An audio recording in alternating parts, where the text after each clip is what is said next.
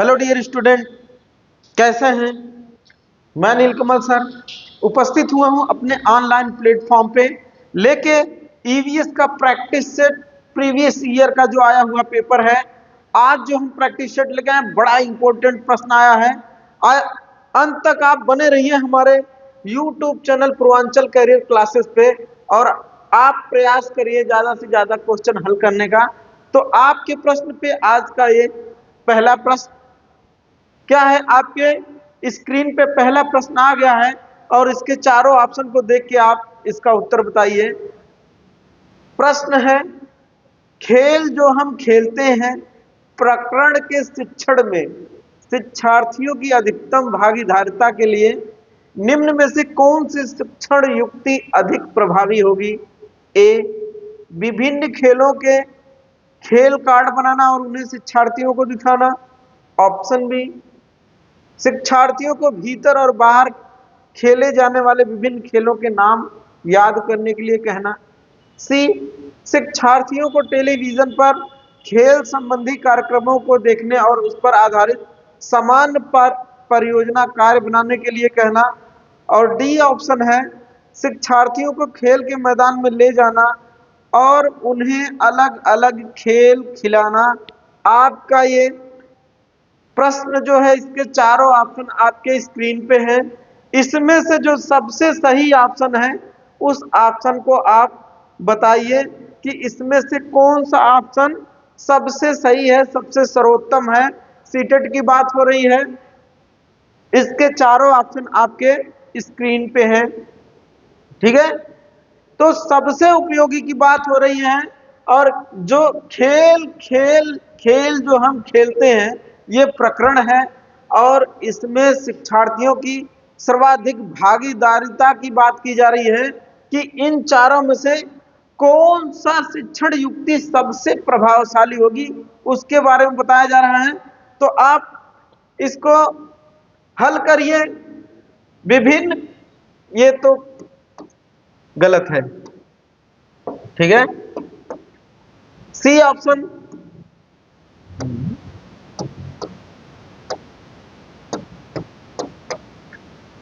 B option क्या है, शिक्षार्थियों को भीतर और बाहर खेले जाना, ये भी गलत है क्योंकि यहाँ पे एक शब्द आया है याद करवाना, रटने की बात हो रही है। शिक्षार्थियों को टेलीविजन पर खेल संबंधी कार्यक्रमों को देखने और उस पर आधारित समान परियोजना कार्य बनाने के लिए कहना, ये भी गलत है। सबसे उपयुक्त की बात हो रही है तो ये ऑप्शन आपका सबसे सही है। क्यों? क्योंकि आप जब खेल के मैदान में विद्यार्थियों को लेके जाएंगे और उन्हें अलग अलग खेल खिलाएंगे तो वो खुद खेल खेल करके जो अनुभव प्राप्त करेंगे वो चिर अस्थायी अनुभव होता है। इस वजह से इन चारों ऑप्शनों में सबसे सही जो ऑप्शन है वो ऑप्शन डी है। अगले प्रश्न की तरफ चलते हैं। दूसरा प्रश्न आया आपके स्क्रीन पे, इसका उत्तर आप बताइए। कक्षा 3 के शिक्षार्थियों को हमारे दोस्त पक्षी प्रकरण पढ़ाते समय नलिनी नीचे दी गई पद्धति का प्रयोग करती है। पक्षियों पर आधारित वृत्त चित्र दिखाना, विभिन्न पक्षियों की तस्वीर वाले चार्ट का प्रयोग करना और संक्षेप में उनका वर्णन करना। यह ऑप्शन तीसरा है, थोड़ी सी त्रुटि यहां हुई है लिखने में, ठीक है। ये ऑप्शन 3 है। शिक्षार्थियों को नजदीक के पार्क में ले जाना और उनसे पक्षियों का ध्यान से देखने के लिए कहना। नलिनी किस प्रयोजन के लिए सीखने के विभिन्न उपगमों का प्रयोग कर रही है। ये इसके नीचे दिए हुए हैं उपगम, 4 दी हुई है। इनमें से किस उपगम का प्रयोग कर रही है ऊपर के क्रियाकलाप करवाने के बाद। पहला है बहुबुद्धि वाले शिक्षार्थियों को विभिन्न आवश्यकताओं को पूरा करना, ए ऑप्शन। बी ऑप्शन, दूसरे शिक्षकों और अभिभावकों को प्रभावित करना। सी ऑप्शन, शिक्षार्थियों में तर्क शक्ति का विकास करना। और डी ऑप्शन, अपनी पाठ योजना का पालन करना। तो आप इस प्रश्न का सही उत्तर बताइए कि इसका सबसे सही उत्तर कौन सा है, उसके बारे में ये जो प्रश्न पूछा गया है, प्रश्न नंबर 2 आपके स्क्रीन पे है। इसका सबसे सही उत्तर कौन सा है उसके बारे में पूछा जा रहा है। ठीक है, तो सबसे सही उत्तर इसमें जो है वो आपका ऑप्शन ए है, क्योंकि आप जब सारे बच्चों को ले जाएंगे किसी भी पार्क में, उसको जो है पक्षियों का आधारभूत चित्र यानी कि मॉडल आप दिखाएंगे, तो इससे ये होता है कि जो विभिन्न प्रकार के बच्चे होते हैं उनकी बौद्धिक क्षमता भिन्न भिन्न होती है। इस वजह से ये जो सारे क्रियाकलाप किए जा रहे हैं, इनके माध्यम से कोई वृत्त चित्र से समझ सकता है, कोई पार्क में जाकर प्रत्यक्ष देखकर समझ सकता है। तो बहुबुद्धि वाले शिक्षार्थियों को विभिन्न आवश्यकताओं को पूरा करने के लिए नलिनी इस तरह का प्रयोग करती है। तो इस प्रश्न का सबसे सही जो उत्तर निकल के आया, ऑप्शन ए निकल के आया। आइए अगले प्रश्न की तरफ चलते हैं। इसमें क्या है देखते हैं। वृक्ष संरक्षण की अवधारणा के बारे में शिक्षार्थियों को संवेदनशील बनाने के लिए मंजुल निम्नलिखित क्रियाकलापों का आयोजन करती है।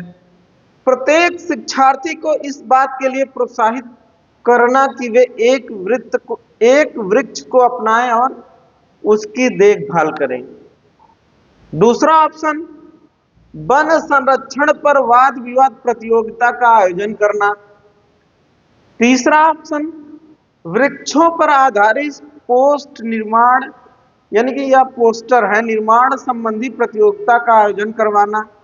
चौथा है शिक्षार्थियों को कटी लकड़ियों के भंडार दिखाना। वांछित उद्देश्य को प्राप्त करने में ऊपर दी गई गतिविधियों में से कौन सी सबसे कम प्रभावी है। तो आपको बता दें ये प्रश्न लेखन में थोड़ा सा त्रुटि हुई है, 4 ऑप्शन यहां तक है। ठीक है, उसके बाद ये प्रश्न पूछ रहा है यहां से, ऊपर जो पूछा वो तो प्रश्न की भूमिका बनाया हुआ है, लेकिन जो मेन प्रश्न पूछा हुआ है वो आपका यहां से लेके यहां तक है। क्या है, वांछित उद्देश्य को प्राप्त करने में ऊपर दी गई गतिविधियों में से कौन सी सबसे कम प्रभावी की बात कर रहा है। ठीक है, क्या कर रहा है, सबसे कम प्रभावी इसमें जो है उसकी बात कर रहा है। तो फिर से एक बार चेक करते हैं। प्रत्येक शिक्षार्थी को इस बात के लिए प्रोत्साहित करना कि वो एक एक वृक्ष को अपनाएं और उसकी देखभाल करें, ये तो सही है।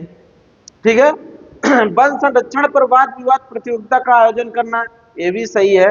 वृक्षों पर आधारित पोस्टर निर्माण संबंधी प्रतियोगिता का आयोजन करवाना, ये भी सही है।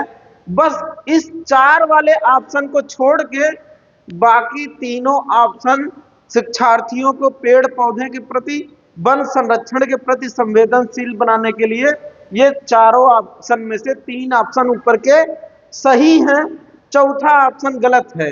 इसमें पूछ रहा कि सबसे कम प्रभावी कौन है। ठीक है, तो शिक्षार्थियों को कटी लकड़ियों के भंडार दिखाने से उनको क्या संवेदना आएगी वृक्ष संरक्षण के प्रति। तो आप अब आपका नीचे प्रश्न दिया हुआ है कि इनमें से सही कौन है। क्या है, ऑप्शन ए, बी, ऑप्शन मतलब थर्ड, सी, ऑप्शन 4, डी, ऑप्शन 1। तो 4 वाला ऑप्शन आपका ये वाला जो है ये वाला बिल्कुल कम प्रभावी है। ठीक है, तो इस प्रश्न का जो सबसे सही उत्तर है वो ऑप्शन सी है। ठीक है, अगले प्रश्न की तरफ चलते हैं। इसमें किसका वर्णन है देखते हैं।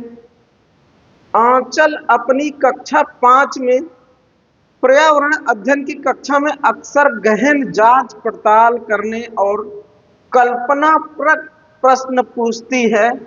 उसके द्वारा इस प्रकार के प्रश्न करने का उद्देश्य सुधार करना, यानी कि डॉट डॉट जो वो इतना हार्ड प्रश्न पूछती है, गहन जांच पड़ताल करती है, इसका उद्देश्य क्या है ये प्रश्न पूछ रहा है। ऑप्शन ए, संवेगात्मक कौशल में विकास होगा। चिंतन कौशल में यानी कि सुधार, ये सुधार दिया हुआ है। संवेगात्मक कौशल में सुधार, चिंतन कौशल में सुधार, बोलने संबंधी कौशल में सुधार, अवलोकन कौशल में सुधार।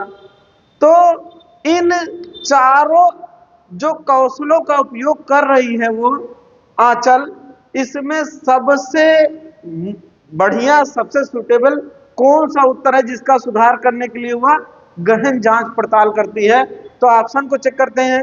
इसका अवलोकन से कुछ भी लेना देना नहीं है, ठीक है। दूसरा है बोलने संबंधी, इससे बोलने से क्या महत्व है। चिंतन संबंधी, ये ऑप्शन आपका बिल्कुल सही है, क्योंकि आपको चिंतनशील बनाने के लिए जब अधिक हार्ड या जांच पड़ताल वाला प्रश्न दिया जाएगा तो आप तर्क लगाएंगे कि इसका सलूशन कहां से निकाला जाए, इसका हल कहां से निकाला जाए। इसी चीज को करने के लिए वो अक्सर गहन जांच पड़ताल कर रही है। कौन? आंचल एक शिक्षिका है, ठीक है। तो इस प्रश्न का जो सबसे सही उत्तर निकल के आया, ऑप्शन बी निकल के आया। अगले प्रश्न की तरफ चलते हैं, क्या इसमें देखते हैं। कक्षा 5 के विद्यार्थियों को यदि यह समाप्त हो जाए पाठ पढ़ाने के बाद, शीला प्रकरण के बारे में शिक्षार्थियों की समझ के स्तर के बारे में जानने के लिए एक परीक्षण प्रसारित करती है, उसे यह जानकर आश्चर्य होता है कि एक बड़ी संख्या में शिक्षार्थी संबंधित अवधारणा को नहीं समझ पाए। इसका प्रमुख कारण है समाप्त हो जाए। यदि समाप्त हो जाए, यह एक थ्योरी का चैप्टर है जिसका हमने एक वीडियो बनाया हुआ है, वहां से प्रश्न है, लेकिन ये पेडागॉजी का प्रश्न है, ठीक है। और इसमें पूछ रहा है कि इससे कौन सी अवधारणा समझ में नहीं आई, ठीक है। 4 ऑप्शन दिया हुआ है। शिक्षार्थियों का संज्ञानात्मक स्तर अच्छा नहीं है, यह प्रकरण पाठ्य पुस्तकों में शामिल किए जाने योग्य नहीं है, शिक्षार्थियों को यह प्रकरण रोचक नहीं लगा, उसने प्रकरण को पढ़ाने के लिए सही पद्धति का प्रयोग नहीं किया।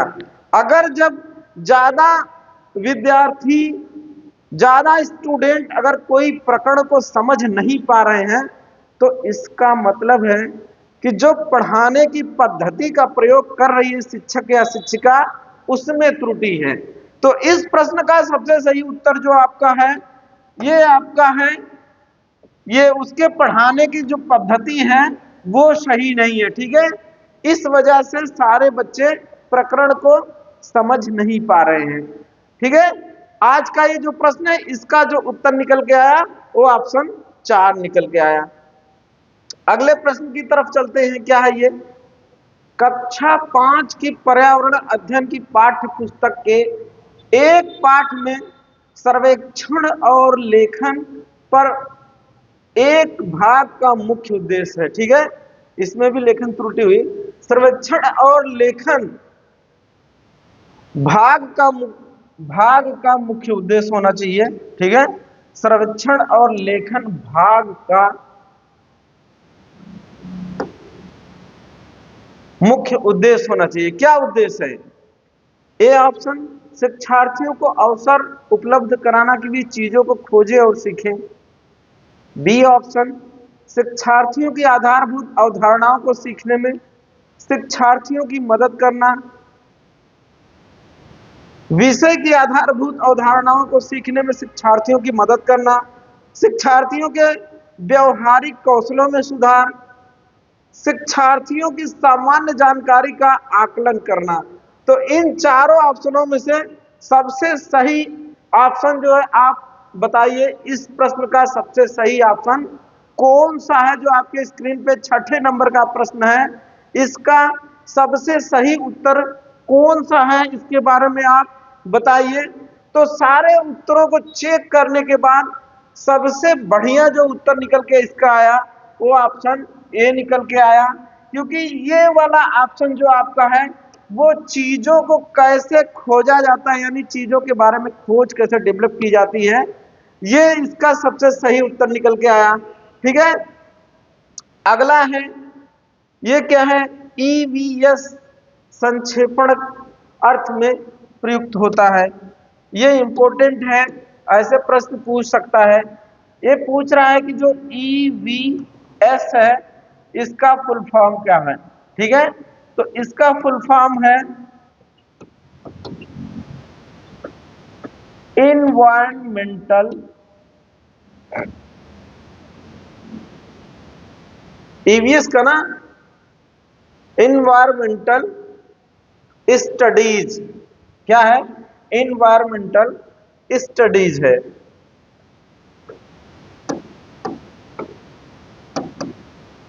ठीक है, EVS का फुल फॉर्म है एनवायरमेंटल स्टडीज। तो इसमें ऑप्शन कहाँ है? एनवायरमेंट साइंस तो हो नहीं सकता, एनवायरमेंट सोर्सेज भी नहीं है, एनवायरमेंटल स्टडीज यानी कि ऑप्शन सी सही है। ये EVS जो संक्षेपण में लिखा जाता है उसका फुल फॉर्म है एनवायरमेंटल स्टडीज। ठीक है, उसी के बारे में पूछ रहा है, बस इजी प्रश्न है। अगले प्रश्न की तरफ चलते हैं। भारत के मानचित्र में दिल्ली की स्थिति के सापेक्ष हिमाचल प्रदेश की राजधानी शिमला और मध्य प्रदेश की राजधानी भोपाल क्रमशः स्थित हैं दिल्ली के दक्षिण पश्चिम और दक्षिण पूर्व में, उत्तर और दक्षिण में, दक्षिण पूर्व और उत्तर पश्चिम में, उत्तर पूर्व और उत्तर पश्चिम में। तो ये आपका दिल्ली का मैप है। ठीक है, ये आपके स्क्रीन पे क्या है? दिल्ली का मैप है, पूरे भारत का मैप है। ठीक है, अब पूछ रहा है कि यहां से सपोज दैट ये आपका दिल्ली है यहां। ठीक है, ये आपकी दिल्ली है। क्या है? दिल्ली है। यहां पे आपकी ये दिल्ली है। अब पूछ रहा है इसके सापेक्ष, ठीक है, इसके सापेक्ष हिमाचल प्रदेश कहां पे है? यहां पे है। और मध्य प्रदेश कहां पे है? यहां पे है। तो पूछ रहा है दिल्ली के सापेक्ष हिमाचल प्रदेश की राजधानी और मध्य प्रदेश की राजधानी किन दिशाओं में है। तो ये अगर हिमाचल प्रदेश की बात हो रही तो दिल्ली के उत्तर में है, और मध्य प्रदेश की बात हो रही तो दिल्ली के दक्षिण में है। अब प्रश्न में देखते हैं कि कौन सा ऑप्शन वो है जो दिल्ली के दक्षिण और उत्तर की बात कर रहा है। ठीक है, कहां है वो? ये है। तो इस हिसाब से जो आपका सबसे सही उत्तर है, आप देखिए दक्षिण पश्चिम और दक्षिण पूर्व, उत्तर और दक्षिण, उत्तर और दक्षिण। अभी हमने मैप के माध्यम से देखा कि जो दिल्ली है उसके ठीक ऊपर उत्तर दिशा में हिमाचल प्रदेश की राजधानी शिमला है, और जो दिल्ली है उसके ठीक नीचे मध्य प्रदेश है, और मध्य प्रदेश की राजधानी भोपाल है। उसी के बारे में ये प्रश्न पूछ रहा है कि दिल्ली के सापेक्ष हिमाचल की राजधानी किस दिशा में है, और दिल्ली के सापेक्ष मध्य प्रदेश की राजधानी भोपाल किस दिशा में है। तो उत्तर और दक्षिण दिशा में है। अगले प्रश्न की तरफ चलते हैं, देखते हैं इसमें क्या है। निम्नलिखित में से कौन सा प्राथमिक स्तर पर पर्यावरण अध्ययन के शिक्षण का उद्देश्य नहीं है। तो यहां पे इस चीज को आप देखिए, पहले यहां नहीं है। शिक्षक कक्षा कक्ष में कड़े अनुशासन को सुनिश्चित करें, बच्चों को प्रश्न पूछने के लिए आवश्यक अभिप्रेरित करना चाहिए, बच्चों को अपने निकटतम परिवेश से परिचय प्राप्त करने के लिए आवश्यक अभिप्रेरित करना चाहिए, कक्षा कक्ष में होने वाले अधिगम को विद्यालय की बाहर की दुनिया से जोड़ना चाहिए। तो इनमें जो सब कुछ मिला के देखा जाए तो जो पहला है ये होना चाहिए, दूसरा जो है होना चाहिए, और तीसरा भी होना चाहिए, और ये आपका ऑप्शन सी नहीं होना चाहिए। तो अर्थात इसका जो सबसे सही उत्तर निकल के आया ऑप्शन ए, क्योंकि यहां पूछा है कि पर्यावरण शिक्षण का उद्देश्य कौन सा नहीं है। तो कौन नहीं है? शिक्षक कक्ष में कड़े अनुशासन। आपको बताते कड़ा अनुशासन शब्द आ जाए, ठीक है, आपको रटने की बात कही जाए, आपको शब्दावलियों पे जोर देने की बात कही जाए, तो सबसे पहले इसी चीज को आप मानिए कि यह शिक्षण का उद्देश्य नहीं होता है। ठीक है, किसके अनुसार? एनसीएफ 2005 के अनुसार। ठीक है, तो इस प्रश्न का सबसे सही उत्तर निकल के ऑप्शन ए आया। अगला प्रश्न देखते हैं, इंपॉर्टेंट है, यह भी कई बार रिपीटेड प्रश्न है। कोई डॉक्टर एक मरीज को खाने के लिए कुछ दवाइयां लिखता है और साथ ही गुड़, आंवला और हरी पत्तेदार सब्जियां जरूर खाने का सुझाव देता है। यह मरीज किस रोग से पीड़ित होना चाहिए? मियादी बुखार, मलेरिया, अनीमिया, बुखार। तो ये तीनों तो जो दिख रही है बुखार के क्या है? प्रकार हैं। ठीक है, बुखार के प्रकार है, और बुखार में आप जानते हैं कि आपके शरीर का टेम्परेचर हाई हो जाता है। मलेरिया में कपकपी होती है, कभी तेज बुखार हो जाता है, कभी उतर जाता है। ठीक है, मियादी बुखार का मतलब टाइफाइड है।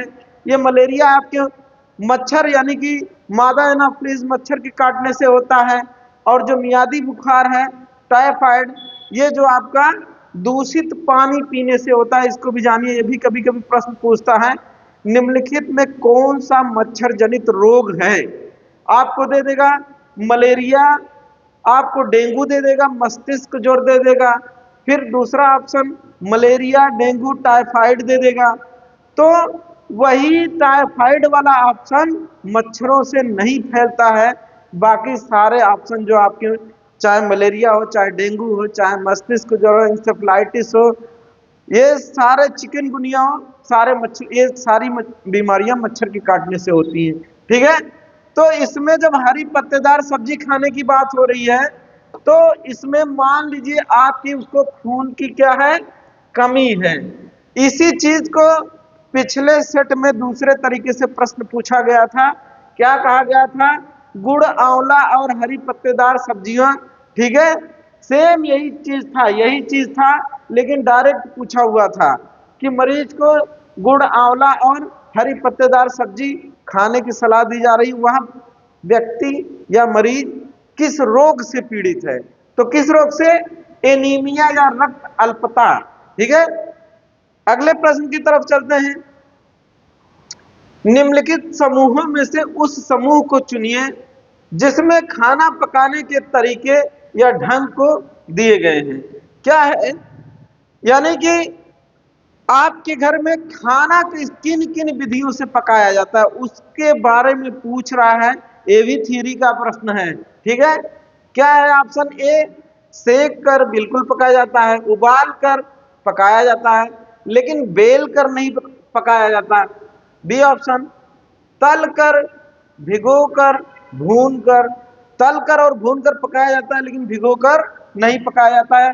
तो इस हिसाब से आपका पहला ऑप्शन भी गलत, दूसरा ऑप्शन भी गलत। सेक कर, तल कर और भून कर, यानी कि ये वाला ऑप्शन सही है। ये किसी भी चीज को अगर आप पका रहे हैं तो पकाने की विधि में या सेकने का, आप सेकने वाली विधि का इस्तेमाल करेंगे, तलने वाली विधि का इस्तेमाल करेंगे, या फिर भूनने वाली विधि का इस्तेमाल करेंगे। तो इस हिसाब से इस प्रश्न का उत्तर ऑप्शन सी सबसे सही है।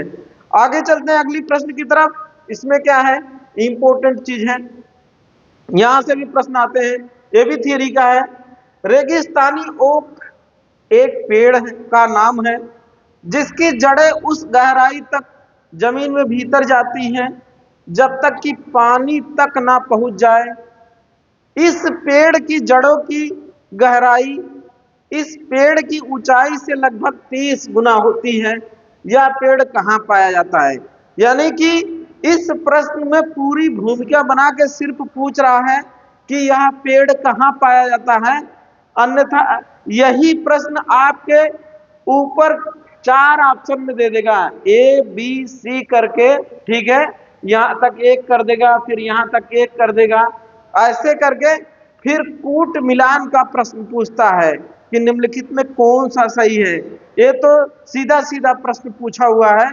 तो इसके ऑप्शन को चेक करते हैं। ए ऑप्शन अबू धाबी, जी अबू धाबी नहीं, ठीक है। ऑस्ट्रेलिया, रूस, राजस्थान, ठीक है। कहां पे? ऑस्ट्रेलिया में पाया जाता है, ठीक है। और इससे एक प्रश्न बनता है, और इस प्रश्न में जो कंफ्यूजन वाला मामला होता है वो खेजड़ी के पेड़ और इसमें एक चीज अंतर है, खेजड़ी भी आपके रेगिस्तानी इलाके में पाई जाती है, ऑस्ट्रेलियाई ओक भी रेगिस्तानी इलाके में पाया जाता है, लेकिन जो खेजड़ी होती है वो अपने तनों में पानी इकट्ठा नहीं करती है, और जो ऑस्ट्रेलियाई ओक होता है वो अपने तन में पानी इकट्ठा करता है, जिसको कि स्थानीय लोग पाइप डालकर निकाल कर पी लेते हैं। यही डिफरेंस है। कई बार ये प्रश्न पूछा हुआ है।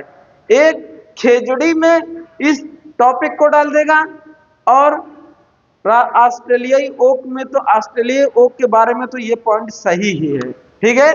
तो यहाँ पे कहां पे पाया जाता है? ऑस्ट्रेलिया में पाया जाता है। अगले प्रश्न की तरफ चलते हैं। क्या है ये प्रश्न, देखते हैं। माउंट एवरेस्ट के बारे में सही कथन चुनिए। यह नेपाल का भाग है और इसकी चोटी की ऊंचाई 89 मीटर है। यह भारत का भाग है और इसकी चोटी की ऊंचाई 9850 मीटर है। यह तिब्बत का भाग है, इसकी चोटी की ऊंचाई 9850 मीटर। यह जम्मू कश्मीर का भाग है, इसकी चोटी का, तो जम्मू कश्मीर का तो भाग है ही नहीं। जब भारत का भाग नहीं है तो जम्मू कश्मीर का कहां से हुआ? ऑप्शन ये सही है, ये नेपाल का भाग है, और नेपाल में इसे क्या कहा जाता है? सागर माथा। क्या? सागर माथा के नाम से जाना जाता है। ये 8900 मीटर है, कहीं कहीं आपको मिलेगा 8848 मीटर, ठीक है। 8848 मीटर कहीं कहीं रहता है। यहाँ पे 8900 मीटर यानी कि जो अधिकतम मान लिया जाता है वो चीज लिया गया है, ठीक है। तो इस प्रश्न का उत्तर ऑप्शन ए सही है। अगले प्रश्न की तरफ चलते हैं। ये भी पुनरावृत्ति हुआ, कई बार प्रश्न आया हुआ सीटेट में। कांसा ब्रांज दो धातुओं का मिश्रण है।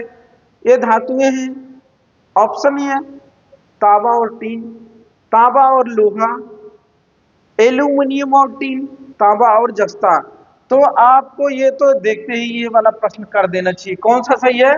ऑप्शन है तांबा और टीन।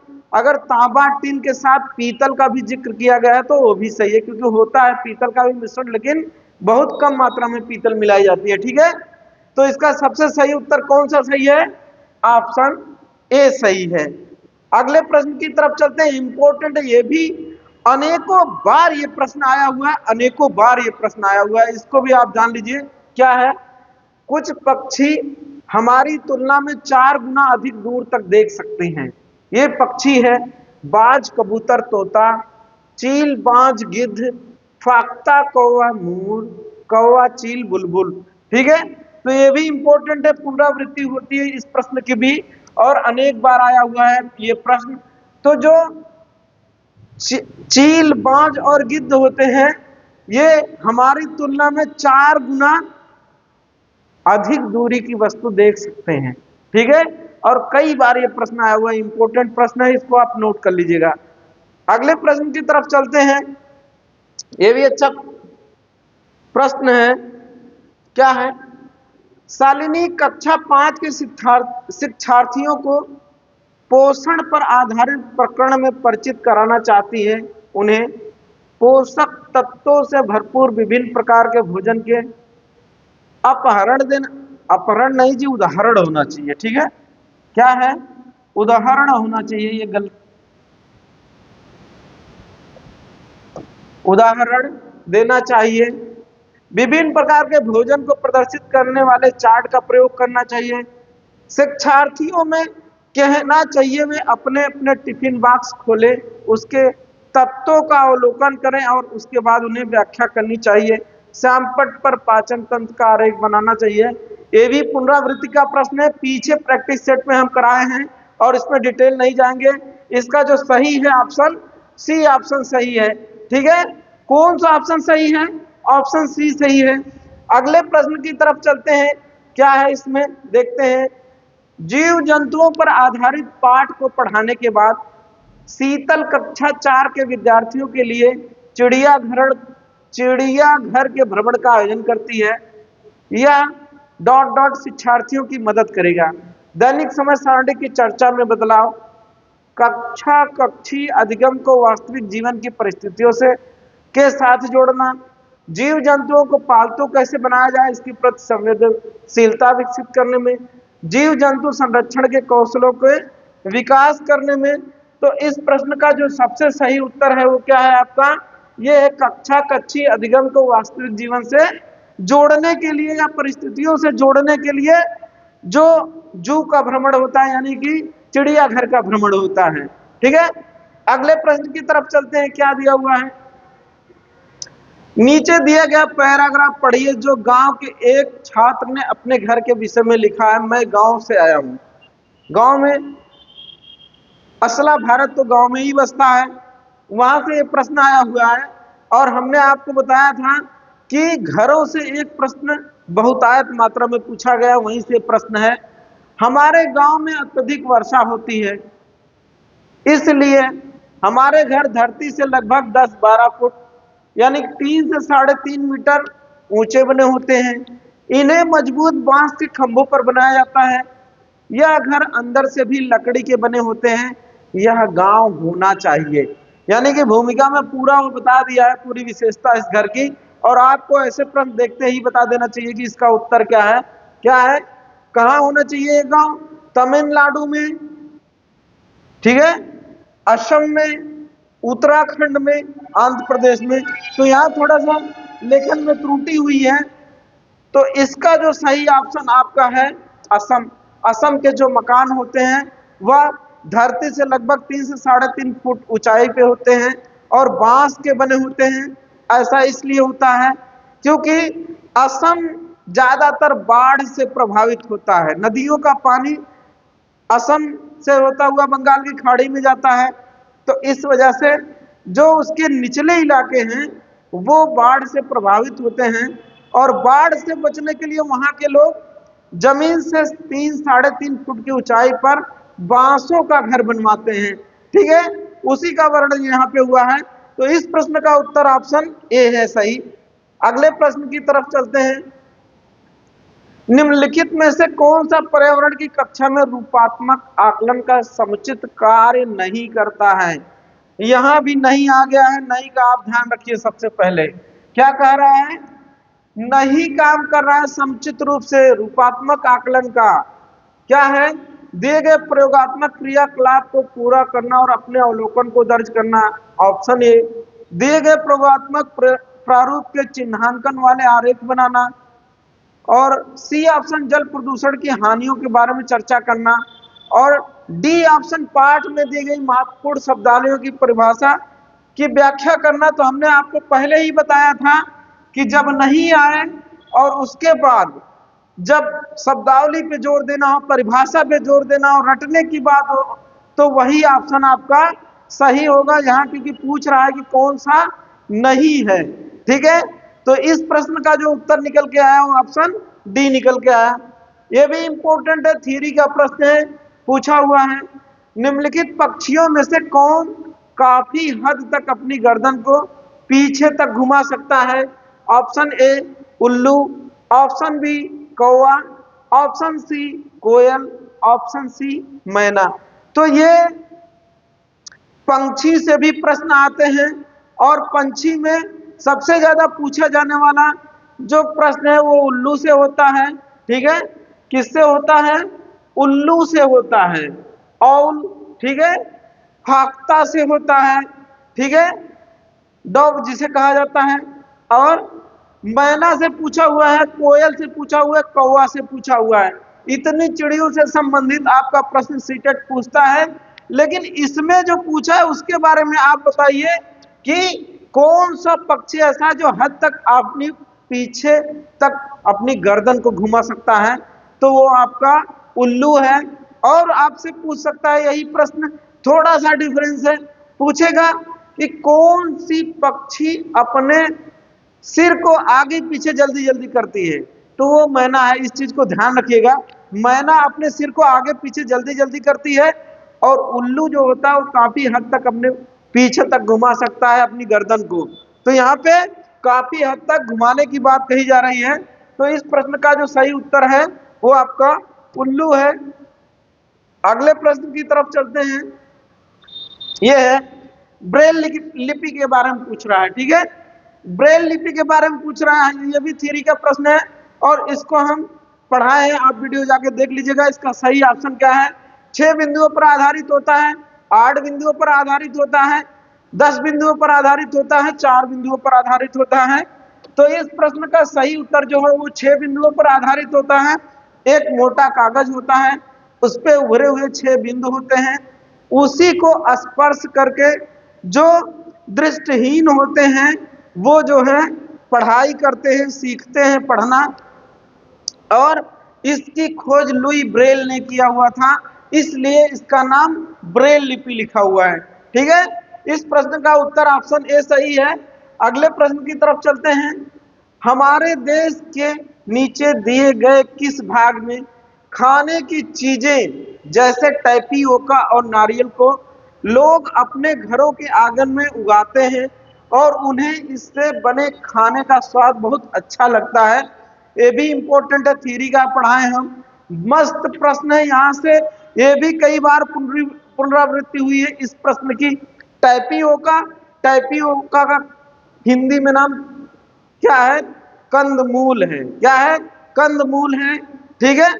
जैसे शकरकंद होता है उसी की तरह इसकी भी जड़ें जमीन के अंदर पाई जाती हैं। तो टैपियोका की बात कर रहा है, और क्या कह रहा है उन्हें?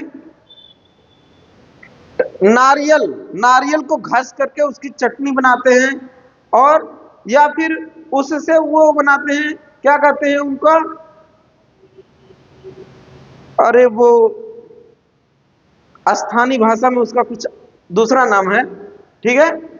तो वो आपका है कहां पे? केरल में है। केरल में टैपियोका और नारियल से बना हुआ क्या खाते हैं? भोजन खाते हैं, और बड़ा ही स्वादिष्ट भोजन वो होता है। हर घर के आंगन में टैपियोका बोया जाता है, या खेत, घर के पास खेत में बोया जाता है, ठीक है। तो ये आपके भोजन से प्रश्न है, थ्योरी का प्रश्न है। कहां पे? सॉरी, गोवा नहीं जी, केरल की बात हो रही है, केरल में ये है। कहां पे है? केरल में है ये।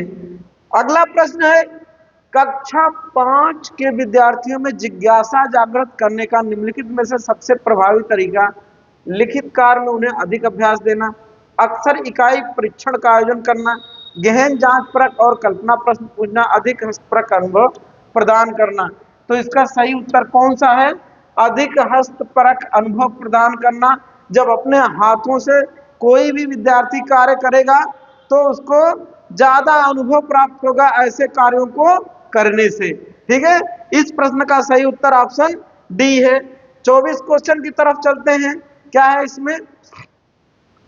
हरप्रीत अपने शिक्षार्थियों को यह सुझाव देना चाहती है कि पर्यावरण संरक्षण के लिए किस प्रकार एक व्यक्ति सबसे अच्छे संभावित तरीकों से अपना योगदान दे सकता है। उनका सबसे बेहतर सुझाव क्या हो सकता है? कार, ये भी पुनरावृत्ति का प्रश्न है, इसको हम बहुत ज्यादा इस पे जाएंगे नहीं, इसको हम पिछले वीडियो में बताएं। कार, स्कूटर आदि जैसे व्यक्तिगत वाहन ना रखें, घर से बाहर अक्सर जाने से बचना, अपने व्यक्तिगत वाहन के इंजन की नियमित जांच करना, आने जाने के लिए सार्वजनिक साधनों का उपयोग करना, ठीक है। ये इस प्रश्न का उत्तर है। उस प्रश्न पे हम ज्यादा व्याख्या करेंगे जो प्रश्न पहली बार आया है, और जो बार बार प्रैक्टिस सेट में पुनरावृत्ति करता है उस पर ज्यादा समय ना गवाएंगे, बल्कि डायरेक्ट उत्तर पे जाएंगे, क्योंकि अब हमारे पास समय बहुत कम है, ठीक है। अगला प्रश्न आपका है, रश्मि को यह सिखाया जाता है कि वह प्रश्न पत्र बनाते समय निम्न चरणों क्रम से नहीं है का अनुपालन करें। ये भी पुनरावृत्ति का प्रश्न है और इसको हम बता दे रहे हैं। क्या है, सबसे पहले क्या होता है, डिजाइन तैयार किया जाता है। क्या किया तैयार किया जाता है, डिजाइन तैयार किया जाता है। तो यानी कि आपको ये 1 नंबर पे, फिर क्या है, फिर 2 ब्लूप्रिंट होता है, तीसरे पे होता है प्रश्न लिखना और चौथे पे होता है क्या, संपादन करना। तो आप क्रम से इसको लगाइए। क्या है, ठीक है, कहां पे दिख रहा है, 2 नंबर पहले किया जाएगा, फिर 4 नंबर ब्लूप्रिंट तैयार किया जाएगा, फिर प्रश्न लिखा जाएगा, फिर संपादन किया जाएगा। यानी कि ऑप्शन ये वाला आपका बिल्कुल सही है कि किसी चीज का पहले क्या किया, डिजाइन तैयार करेंगे, फिर उसके बाद ब्लूप्रिंट तैयार करेंगे, फिर लेखन का कार्य होगा, फिर उसके बाद संपादन का कार्य होगा। ये भी प्रैक्टिस सेट में हम प्रश्न करवाए हैं, इसलिए इसको ज्यादा समय नहीं दिया जाएगा। अगला प्रश्न है, ये भी पुनरावृत्ति का है। हाथियों के विषय में दिया गया कौन सा कथन सही है। 3 महीने के हाथी के बच्चे का भार सामान्यतः लगभग 2 क्विंटल होता है। वयस्क हाथी एक दिन में 2 क्विंटल से भी अधिक पत्ते और झाड़ियां खा सकती है। हाथी एक दिन में 8 से 10 घंटे सोते हैं। हाथी अपना अत्यधिक भार होने के कारण बहुत आराम करते हैं। ऐसा कुछ नहीं है। इसका सबसे सही उत्तर जो आपका है वो है, क्या सही उत्तर है, एक वयस्क हाथी एक दिन में 2 कुंटल नहीं जी, 1 कुंटल यानी कि 100 किलोग्राम तक की पत्ते व झाड़ियां खा लेती है। लेकिन एक 3 महीने का जो हाथी होता है उसका भार लगभग 100 किलोग्राम होता है। यही कंफ्यूजन करता है। ठीक है, 2 महीने का हम ध्यान नहीं देंगे, बस वयस्क हाथी का वो वजन दे देगा और वही गलती हो जाती है। या फिर आपसे कह देगा कि एक वयस्क हाथी 1 कुंटल एक दिन में पत्ते व झाड़ियां खा सकता है के स्थान पर 2 कुंटल लिख देगा और यहीं से कंफ्यूजन हो जाएगा। तो इस प्रश्न का सबसे सही उत्तर ऑप्शन ये निकल के आया। ठीक है, कौन सा, ए ऑप्शन निकल के आया। अगले प्रश्न की तरफ चलते हैं। यदि 1 महीने के लिए बिजली ना हो तो हमारे जीवन किस प्रकार प्रभावित होगा, इस प्रश्न को पूछने का उद्देश्य है। बिजली के स्रोतों के बारे में शिक्षार्थियों का आकलन करना, शिक्षार्थियों के कल्पनापरक चिंतन कौशल का विकास करना, शिक्षार्थियों की सामान्य जानकारी का आकलन करना, समुचित तरीके से बिजली का उपयोग करना। यह भी आपकी पेडागॉजी का प्रश्न है। इसका क्या है, सबसे सही उत्तर है आपका ऑप्शन बी, शिक्षार्थियों के कल्पनापरक और चिंतन कौशल का विकास करना। तो आज का प्रश्न यहीं तक, क्योंकि इतना ही टाइप हुआ है। मिलते हैं अगले वीडियो में, तब तक के लिए नमस्कार, जय हिंद। आप हमारे चैनल को सब्सक्राइब, शेयर, कमेंट और लाइक करना ना भूलें।